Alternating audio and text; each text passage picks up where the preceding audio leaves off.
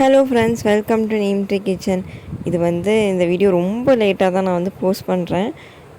ஒரு நாள் ஈவினிங் நானி வீட்டிலேருந்து எல்லாருமே இஃப்தாருக்கு கூப்பிட்ருந்தோம் ரமலான் டைமில். அப்போது எடுத்த வீடியோ தான் இது. ஃப்ரெஞ்ச் டோஸ்ட் செஞ்சு எடுத்துக்கிட்டேன்.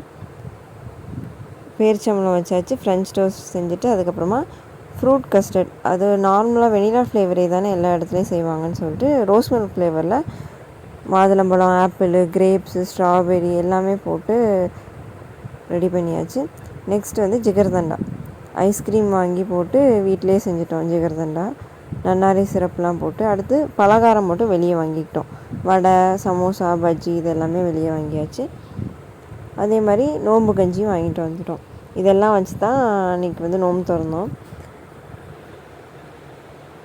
அப்போது கொஞ்சம் வீடியோ போட முடியல, அதனால தான் இப்போ லேட் ஆயிடுச்சு.